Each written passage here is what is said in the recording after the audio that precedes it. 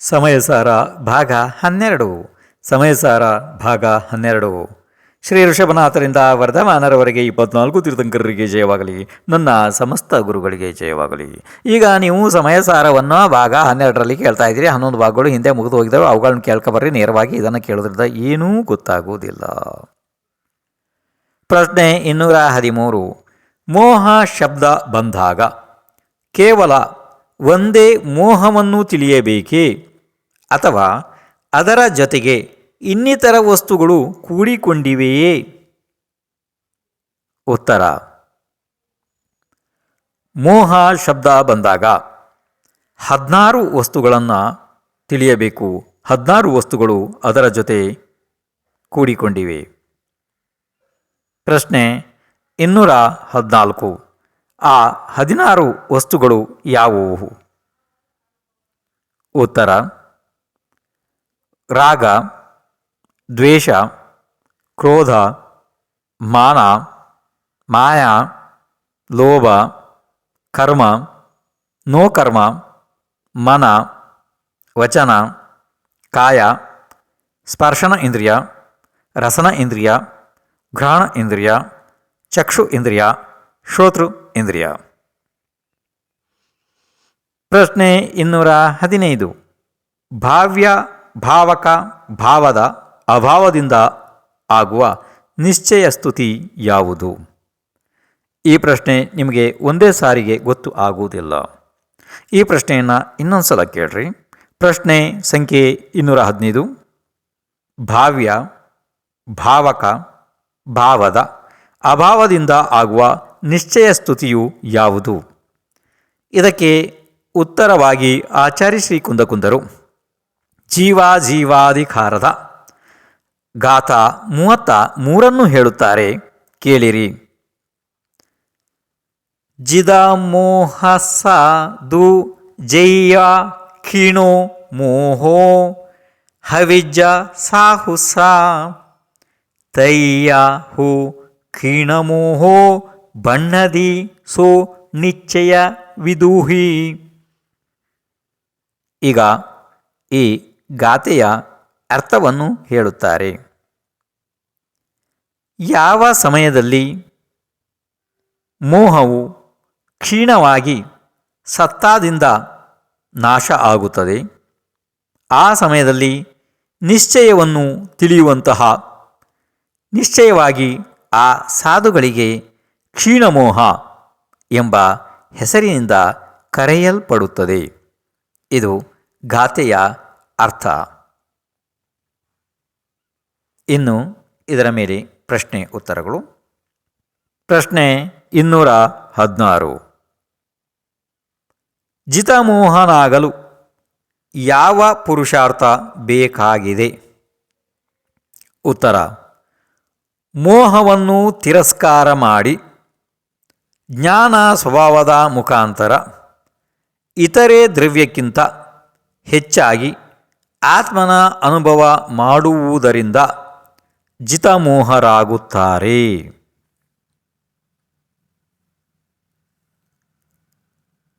ಇಲ್ಲಿ ಜಿತಮೋಹದ ಅರ್ಥ ಗೊತ್ತಾಗ್ತಾ ಇದೆಯಲ್ಲ? ಅಂದರೆ ಮೋಹವನ್ನು ಗೆಲ್ಲುವವರು. ಅರ್ಥ ಆಯ್ತಲ್ಲ? ಪ್ರಶ್ನೆ 217. ಮೋಹ ಸಂತಾನದ ನಾಶ ಹೇಗೆ ಆಗುತ್ತದೆ? ಉತ್ತರ: ಜಿತಮೋಹ ಭಾವವು ಯಾವಾಗ ತನ್ನ ಸ್ವಭಾವ ಭಾವದ ಭಾವನೆಯ ಯಥಾರ್ಥ ಅವಲಂಬನೆ ಮಾಡುವುದೋ ಆವಾಗ ಮೋಹದ ಸಂಪೂರ್ಣ ನಾಶವಾಗಿ ಮೋಹರಹಿತ ಅವಸ್ಥೆ ಆಗುತ್ತದೆ. ಅಂದರೆ ಅವರು ಮೋಹರಹಿತರಾಗುವರು. ಪ್ರಶ್ನೆ 218. ಮೂರನೆಯ ನಿಶ್ಚಯ ಸ್ತುತಿ ಏನು ಇದೆ? ಉತ್ತರ: ಭಾವಕ ಮೋಹದ ನಾಶವಾದಾಗ ಆತ್ಮನ ವಿಭಾವರೂಪ ಭಾವ್ಯ ಭಾವದ ಅಭಾವವು ಆಗುತ್ತದೆ. ಈ ಪ್ರಕಾರ ಭಾವ್ಯ ಭಾವಕ ಭಾವದ ಅಭಾವವಾಗುವುದರಿಂದ ಮತ್ತು ಏಕತ್ವವಾಗುವುದರಿಂದ ಟಂಕೋತ್ಕೀರ್ಣನಾದ ಪರಮಾತ್ಮನನ್ನು ಪ್ರಾಪ್ತ ಮಾಡಿಕೊಳ್ಳುವವರಿಗೆ ಕ್ಷೀಣಮೋಹ ಜಿನ ಎಂದು ಹೇಳಲಾಗುತ್ತದೆ. ಇದು ಅವರ ಮೂರನೆಯ ಸ್ತುತಿ ಇದೆ. ಪ್ರಶ್ನೆ 219. ಹಿಂದೆ ಹೇಳಿದ ವಿಷಯವನ್ನು ಸರಳವಾಗಿ ಹೇಳಿರಿ. ಉತ್ತರ: ಮುನಿಗಳು ಮೊದಲು ತಮ್ಮ ಸಾಮರ್ಥ್ಯದಿಂದ ಉಪಶಮ ಭಾವದ ಮುಖಾಂತರ ಕ್ಷೀಣ ಅಂದರೆ ಮೋಹವನ್ನು ಜಯಿಸಿ ಪುನಃ ತಮ್ಮ ಮಹಾಸಾಮರ್ಥ್ಯದಿಂದ ಮೋಹಕರ್ಮವನ್ನು ಸತ್ತ ಅಂದರೆ ತಮ್ಮಲ್ಲಿ ಇರುವಂತಹ ಕಾರ್ಮಾಣು ಶರೀರದಿಂದ ಹೊರಗೆ ಹಾಕಿ ಬಿಟ್ಟರು. ಆಗ ಅವರು ಜ್ಞಾನಸ್ವರೂಪಿ ತಮ್ಮ ಆತ್ಮನನ್ನೇ ಪರಮಾತ್ಮನನ್ನಾಗಿ ಪ್ರಾಪ್ತ ಮಾಡಿಕೊಂಡು ಬಿಟ್ಟರು. ಇದು ನಿಮಗೆ ಅರ್ಥ ಆಯಿತು? ಇಲ್ಲ ಇನ್ನೂ ಕೂಡ ಸರಳ ಮಾಡಿ ಹೇಳಬೇಕಾಗುತ್ತದೆ ಅನಿಸುತ್ತೆ ನನಗೆ. ಇದನ್ನು ಇನ್ನೊಂದು ಸ್ವಲ್ಪ ಇನ್ನೂ ನಿಮ್ಮ ಪ್ರತಿನಿತ್ಯದ ಭಾಷೆಗೆ ಅನುಕೂಲ ಆಗಬೇಕು. ಆ ರೀತಿ ಮಾಡಿ ಹೇಳ್ತೀನಿ ಕೇಳಿ. ಮುನಿಗಳು ಮೊದಲು ತಮ್ಮ ಸಾಮರ್ಥ್ಯದಿಂದ ಉಪಶಮ ಭಾವ ಆಯಿತು ಅವರಿಗೆ.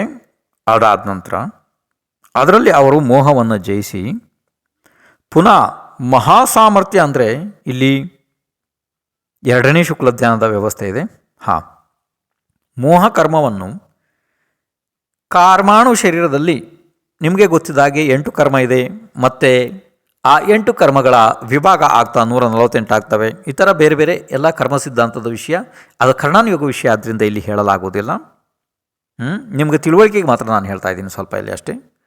ಈಗ ಅದರೊಳಗಡೆ ಏನಾಯಿತು ಅಂತಂದರೆ, ಮೋಹಕರ್ಮ ಸತ್ತಾದಿಂದ ಕಾರ್ಮಾಣು ಶರೀರದಿಂದ ಹೊರಗಡೆ ಹೋಯಿತು ಅಂದರೆ ಇದರ ಅರ್ಥ ಏನು ಅಂತಂದರೆ, ಮೋಹನೀಯ ಕರ್ಮದ 28 ಪ್ರಕೃತಿಗಳು ಹೊರಗಡೆ ಹೋಯಿತು ಅಂತ ಅರ್ಥ. ಅಂದರೆ ಒಂದೇ ಸಲ ಹೋಗೋದಿಲ್ಲ, ಅದು ಕ್ಷಾಯಿಕ ಸಮ್ಯಕ್ ದರ್ಶನ ಆಗಬೇಕಿದ್ರೆ ಜೀವಕ್ಕೆ, ಅದಂದರೆ ಆ ಸಮಯದಲ್ಲಿ ಆಗೋದಿಲ್ಲ, ಕ್ಷಾಯಿಕ ಸಮ್ಯಕ್ ದರ್ಶನ ಹಿಂದೆ ಆಗ್ತದೆ. ಕ್ಷಾಯಿಕ ಸಮ್ಯಕ್ ದರ್ಶನ ಆಗಬೇಕಿದ್ರೆ ಜೀವಕ್ಕೆ ಅನಂತ ಅನುಬಂಧಿ ಕ್ರೋಧ ಮಾನ ಮಾಯಾ ಲೋಭ ಮಿಥ್ಯಾತ್ವ ಸಮ್ಯಕ್ ಪ್ರಕೃತಿ, ಈ 7 ಕರ್ಮ ಪ್ರಕೃತಿಗಳು ಆತ್ಮನ ಅಂದರೆ ಕಾರ್ಮಾಣು ಶರೀರದ ಸತ್ತದಿಂದ ಹೊರಗಡೆ ಹೋಗಿರ್ತವೆ. ಬಾಕಿ ಉಳಿದಂತಹ ಚಾರಿತ್ರ್ಯ ಮೋಹನೀಯ ಕರ್ಮದ್ದು ಹಂತ ಹಂತವಾಗಿ ಕಡಿಮೆ ಆಗ್ತಾ ಬರ್ತಾ ಈಗ ಏನಾಯಿತು, ಸಂಪೂರ್ಣ ಇದು ಈಗ ಮೋಹವನ್ನು ಅವರು ಹೊರಗೆ ಹಾಕಿಬಿಟ್ಟರು. ಆಗ ಅವರು ಜ್ಞಾನಸ್ವರೂಪಿ ತಮ್ಮ ಆತ್ಮನನ್ನೇ ಪರಮಾತ್ಮನನ್ನಾಗಿ ಪ್ರಾಪ್ತ ಮಾಡಿಕೊಂಡು ಬಿಟ್ಟರು. ಅವರನ್ನೇ ಕ್ಷೀಣಮೋಹ ಜನರು ಎನ್ನಲಾಗುತ್ತದೆ. ಆಯ್ತಿಲ್ಲ? ಇನ್ನು ಮುಂದೆ ಪ್ರಶ್ನೆ 220. ಶರೀರ ಮತ್ತು ಆತ್ಮನ ಬಗ್ಗೆ ಇಲ್ಲಿ ನಯಗಳ ಅಭಿಪ್ರಾಯ ಏನು ಇದೆ? ಉತ್ತರ: ಶರೀರ ಮತ್ತು ಆತ್ಮನಲ್ಲಿ ವ್ಯವಹಾರ ನಯದಿಂದ ಏಕತ್ವ ಇದೆ, ಸರಿ ಇದೆ. ಆದರೆ ನಿಶ್ಚಯ ನಯದಿಂದ ಇಲ್ಲ. ಸಂಪೂರ್ಣ ಎರಡರಲ್ಲೂ ಭೇದ ಇದೆ, ಅದು ಒಂದು ಅಲ್ಲ. ಪ್ರಶ್ನೆ 221. ಶರೀರದ ಸ್ತುತಿಯಿಂದ ಆತ್ಮನ ಸ್ತುತಿಯಾಯಿತೆಂದು ಯಾವ ನಯದಿಂದ ತಿಳಿಯಬೇಕು? ಪ್ರಶ್ನೆ ಇನ್ನೊಂದ್ಸಲ ಕೇಳ್ರಿ. ಶರೀರದ ಸ್ತುತಿ ಮಾಡುವುದರಿಂದ ಆತ್ಮನ ಸ್ತುತಿಯಾಯಿತೆಂದು ಯಾವ ನಯದಿಂದ ತಿಳಿಯಬೇಕು? ಉತ್ತರ: ಇದು ವ್ಯವಹಾರ ನಯದಿಂದಲೇ ಸತ್ಯ ಇದೆ, ನಿಶ್ಚಯ ನಯದಿಂದ ಅಲ್ಲ. ಪ್ರಶ್ನೆ 222. ಹಾಗಾದರೆ ನಿಶ್ಚಯ ನಯದಿಂದ ಸ್ತುತಿ ಏನಿದೆ?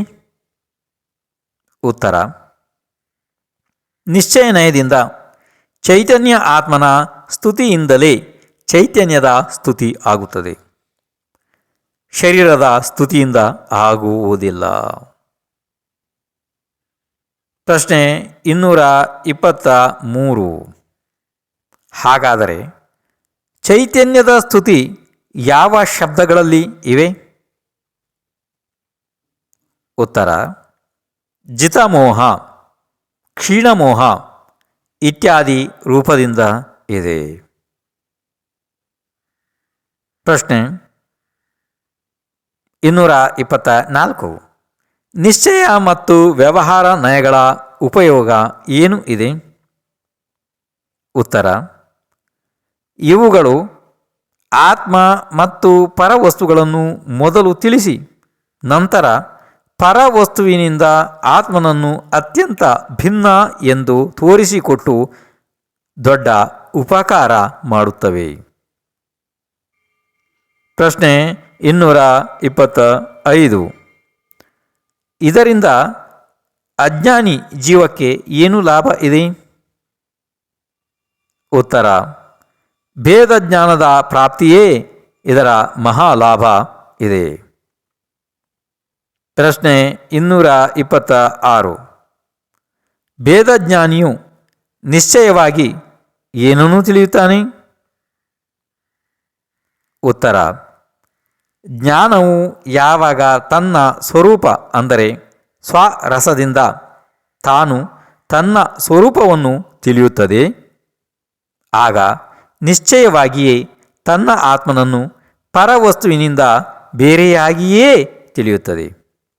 ಅದೇ ಭೇದ ವಿಜ್ಞಾನದ ಮಹಾ ಮಹಿಮೆ ಇದೆ. ಪ್ರಶ್ನೆ 227. ಭೇದ ವಿಜ್ಞಾನಿ ಜೀವನಿಗೆ ಲಾಭ ಯಾವುದು ಇದೆ? ಉತ್ತರ: ಭೇದ ವಿಜ್ಞಾನಿಗೆ ಅತಿ ಹತ್ತಿರದಲ್ಲಿ ಮೋಕ್ಷ ಇದೆ. ಇನ್ನೇನು ಲಾಭ ಬೇಕು? ಪ್ರಶ್ನೆ 228. ಅಪ್ರತಿಬುದ್ಧ ಅಂದರೆ ಅಜ್ಞಾನಿ, ಪ್ರತಿಬುದ್ಧ ಅಂದರೆ ಜ್ಞಾನಿ ಆದ. ಇದಕ್ಕೆ ಸರಳ ಉದಾಹರಣೆಯನ್ನು ಹೇಳಿರಿ. ಅಂದರೆ ಈ ಪ್ರಶ್ನೆ ನಿಮಗೆ ಅರ್ಥ ಆಗಿಲ್ಲ. ಪ್ರಶ್ನೆಯನ್ನು ಇನ್ನೊಂದು ಸಲ ಕೇಳ್ರಿ. ಪ್ರಶ್ನೆ 228. ಅಜ್ಞಾನಿ ಜೀವನು ಜ್ಞಾನಿ ಹೇಗೆ ಆದ? ಇಷ್ಟೇ ತಿಳ್ಕೊಂಡ್ರೂ ನೀವು ಸಾಕಾಗ್ತದೆ.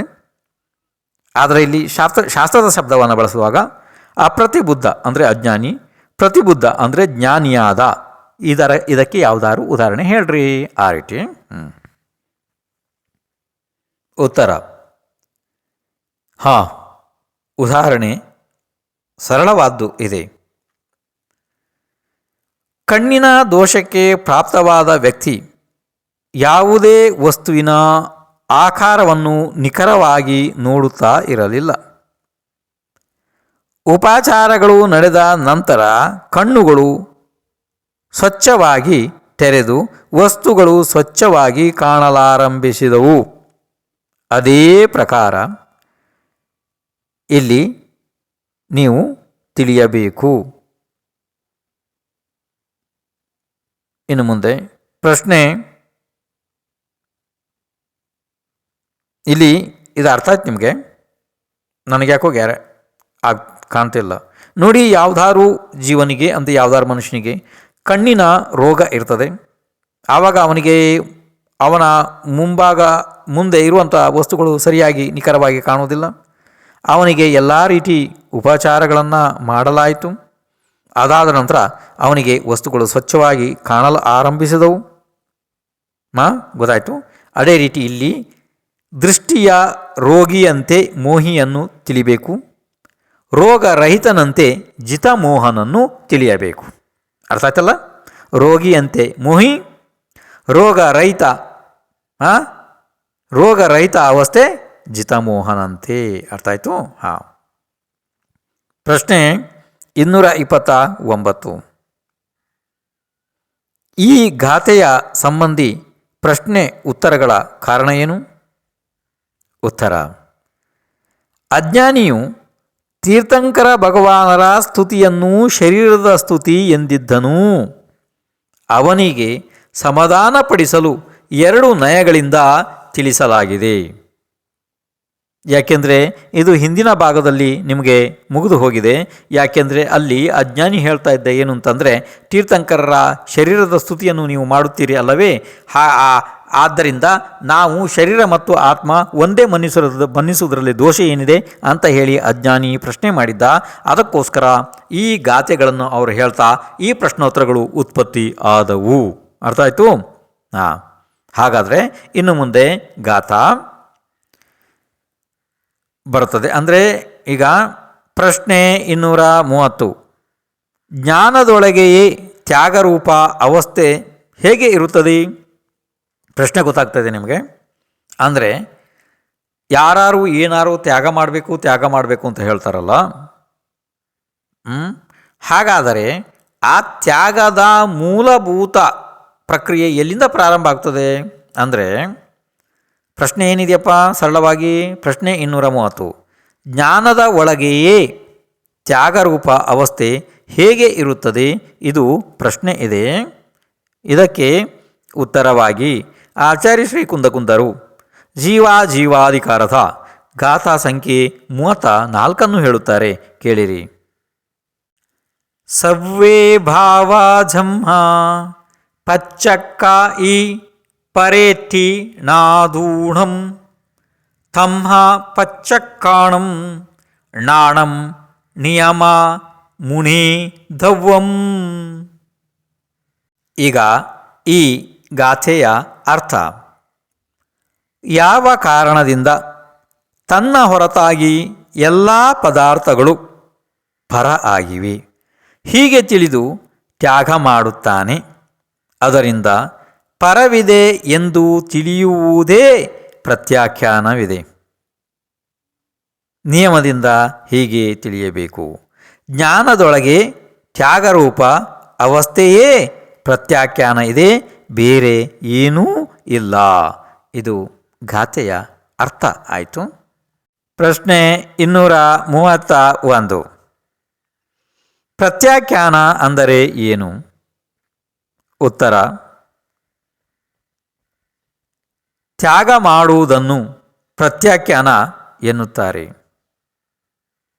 ಇದು ಗೊತ್ತಾಗ್ತಾ ಇದೆ ನಿಮಗೆ? ಈ ಶಬ್ದ ಗೊತ್ತಾಗ್ತಾ ಇದೆ. ಯಾಕೆಂದರೆ ಇನ್ನು ಮುಂದೆ ಅನೇಕ ಸ್ಥಳಗಳಲ್ಲಿ ಈ ಶಬ್ದ ಬರೋದರಿಂದ ತಾವು ಇದನ್ನು ಈಗಲೇ ಬರೆದು ನೆನಪು ಮಾಡಿಕೊಳ್ಳಬೇಕು. ಪ್ರತ್ಯಾಖ್ಯಾನ ಶಬ್ದದ ಅರ್ಥ ಅಂತಂದರೆ ತ್ಯಾಗ ಮಾಡುವುದು. ಗೊತ್ತಾಯಿತು? ನಾನು ಬರ್ಕೊಂಬಿಟ್ರಪ್ಪ. ಪ್ರಶ್ನೆ 232. ಯಾರು ತ್ಯಾಗ ಮಾಡುತ್ತಾರೆ? ಉತ್ತರ: ಯಾರು ಮೊದಲು ತಿಳಿಯುತ್ತಾರೆ ಅವರೇ ಆನಂತರ ತ್ಯಾಗ ಮಾಡುತ್ತಾರೆ. ಪ್ರಶ್ನೆ 233. ಏನನ್ನು ತಿಳಿಯುತ್ತಾರೆ? ಉತ್ತರ: ನಾನು ಆತ್ಮನಿದ್ದೇನೆ. ಬೇರೆ ದ್ರವ್ಯದ ಸ್ವಭಾವದಿಂದ ಆಗುವಂತಹ ಇತರ ಎಲ್ಲ ಪರಭಾವಗಳು ಅವು ನನ್ನ ಸ್ವಭಾವ ಭಾವದಿಂದ ವ್ಯಾಪ್ತವಾಗದೇ ಇರುವುದರಿಂದ ಪರರೂಪವೆಂದು ತಿಳಿದು ತ್ಯಾಗ ಮಾಡಿ ಬಿಡುತ್ತಾರೆ. ಇದು ಅಂದರೆ ಆ ರೀತಿ ವಿಚಾರ ಮಾಡಿ ಅವರು ತ್ಯಾಗ ಮಾಡುತ್ತಾರೆ. ಈಗ ಇನ್ನೊಂದು ಸಲ ಇದನ್ನು ಬಹಳ ನೇರವಾಗಿ ಕೇಳ್ರಿ. ನಾನು ಆತ್ಮನಿದ್ದೇನೆ. ಬೇರೆ ದ್ರವ್ಯದ ಸ್ವಭಾವದಿಂದ ಆಗುವಂಥ ಇತರ ಎಲ್ಲ ಪರಭಾವಗಳು ಅವು ನನ್ನ ಸ್ವಭಾವ ಅಲ್ಲ. ಅವು ನನ್ನ ಸ್ವಭಾವ ಭಾವದಿಂದ ವ್ಯಾಪ್ತವಾಗದೇ ಇರುವುದರಿಂದ ಪರವೆಂದು ತಿಳಿದು ತ್ಯಾಗ ಮಾಡಿ ಬಿಡುತ್ತೇನೆ ಎಂದು ತ್ಯಾಗ ಮಾಡಿ ಬಿಡುತ್ತಾರೆ. ಪ್ರಶ್ನೆ 234. ಪರಮಾರ್ಥದಿಂದ ಆತ್ಮನಿಗೆ ತ್ಯಾಗ ಭಾವ ಇದೆಯೇ? ಉತ್ತರ: ಇಲ್ಲ. ಆತ್ಮನಿಗೆ ಪರಭಾವದ ತ್ಯಾಗ ಕರ್ತೃತ್ವದ ಹೆಸರು ಇಲ್ಲ. ಕಾರಣ ತನ್ನ ಆತ್ಮನೊಳಗೆ ಪರದ್ರವ್ಯದ ಪ್ರವೇಶವೇ ಆಗಿಲ್ಲ. ಅಂದ ಮೇಲೆ ಅದರ ತ್ಯಾಗ ಎಲ್ಲಿಂದ ಬರುವುದು? ಬಹಳ ವಿಶೇಷವಾದ ಬಿಂದು ಇದು, ಭಾರಿ ವಿಶೇಷವಾದ ಬಿಂದು. ನಿಮಗೆ ಒಂದೇ ಸಲ ತಿಳುವಳಿಕೆಗೆ ಬರಲಿಕ್ಕೆ ನನಗ್ಯಾಕೋ ಕಾಣ್ತಾ ಇಲ್ಲ, ಇದು ನನಗ್ಯಾಕೋ ಅನ್ನಿಸ್ತಾ ಇಲ್ಲ. ಅದು ಇನ್ನೊಂದು ಸಲ ಕೇಳ್ರಿ. ಪರಮಾರ್ಥದಿಂದ ಆತ್ಮನಿಗೆ ತ್ಯಾಗ ಭಾವ ಇದೆಯೇ? ಇದು ಪ್ರಶ್ನೆ. ಇದರ ಉತ್ತರ ಇಷ್ಟು ಒಂದು ದರ್ಜೆದಿದೆ. ಇಲ್ಲ. ಆತ್ಮನಿಗೆ ಪರಭಾವದ ತ್ಯಾಗ ಕರ್ತೃತ್ವದ ಹೆಸರು ಇಲ್ಲವೇ ಇಲ್ಲ. ಕಾರಣ ತನ್ನ ಆತ್ಮನೊಳಗಡೆ ಪರದ್ರವ್ಯದ ಪ್ರವೇಶವೇ ಆಗಿಲ್ಲ. ಅಂದ ಮೇಲೆ ಅದರ ತ್ಯಾಗ ಎಲ್ಲಿಂದ ಬರುವುದು? ಇದು ಪರಮಾರ್ಥದ ವಿಷಯ ಇದೆ. ಆದರೆ ಇದನ್ನು ಬಹಳ ವಿಸ್ತಾರವಾಗಿ ಹೇಳಬೇಕು, ಆದರೆ ಆಗಲ್ಲ, ಸಮಯ ಆಗಿತ್ತು.